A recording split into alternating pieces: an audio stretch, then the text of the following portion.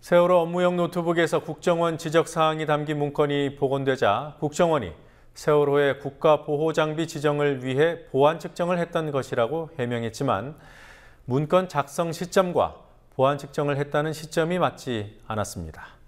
문건 작성은 2월인데 국정원이 했다는 보안 측정 시점은 3월이었던 겁니다.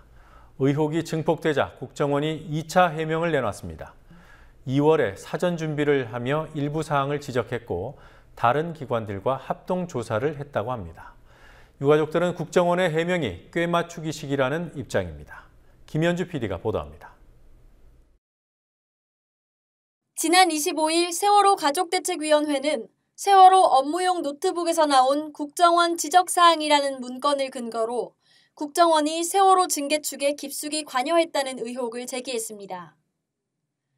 그러자 국정원은 즉각 해명 자료를 내 자신들은 지난해 3월 18일에서 20일 세월호의 국가보호장비 지정을 위해 보안 측정을 했을 뿐이며 이는 세월호가 징계축 후 첫 출항한 3월 15일 이후라고 해명했습니다. 하지만 가족대책위 측이 국정원 지적사항 문건의 작성 일자가 작년 2월 27일이고 이때 이미 국정원 지적사항에 대한 작업 계획을 내놓고 있다며 국정원의 해명을 재반박하자 국정원은 어제 2차 해명 자료를 통해 2월 26일과 27일에는 보안 측정을 위한 사전 준비를 했다고 말을 바꿨습니다. 국정원은 인천해양항만청, 항만공사, 해운조합 등과 합동조사를 했다고 주장하지만 왜 1차 해명 때는 이 사실을 숨겼는지 의문입니다.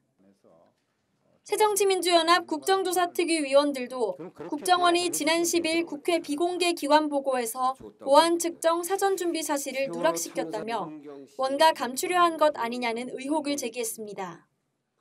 국정원은 작년 2월 보안 측정 사전 준비 당시 현장에서 기관별로 소관사항에 대해 언급했고 자신들은 지적사항 100개 중 4개 항목만 지적했다고 주장하지만 이 또한 논란이 되고 있습니다.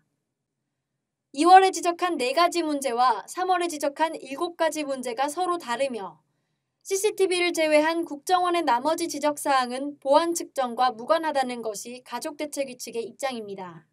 국정원이 3월 18일부터 20일까지 실제 본 보안 측정할 때 지적했던 내용들이 나와요. 그 내용이랑 그 예비 조사했을 때 나온 내용이 CCTV 말고는 같은 게 하나도 없어요. 중요 보호시설의 파괴라든가 뭐 기밀 유출이라든가 이런 것들을 방지하기 위한 얼마나 그 보안 수준이 높게 돼 있느냐 이거를 지금 측정하러 가는 건데 그런데 나가서 실제 조사한 건 예비조사라고는 하지만 전혀 상관없는 얘기들이 뾰루룩 기재되어 있는 거잖아요. 그래서 여전히 해명이 미흡하다라고 생각이 들어요.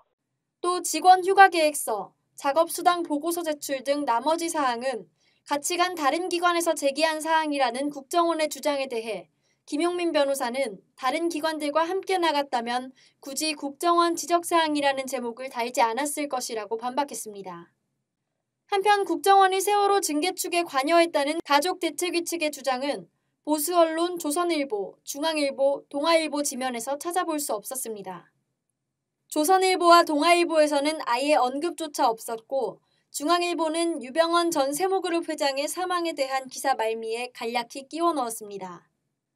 지상파 3사 중에서는 MBC가 이에 대한 보도를 일절하지 않았습니다. 세월호 참사와 직접적인 연관이 없는 유병언 전 회장 사망과 아들 대균 씨 체포 소식으로 도배하고 있는 것과는 상반된 모습입니다.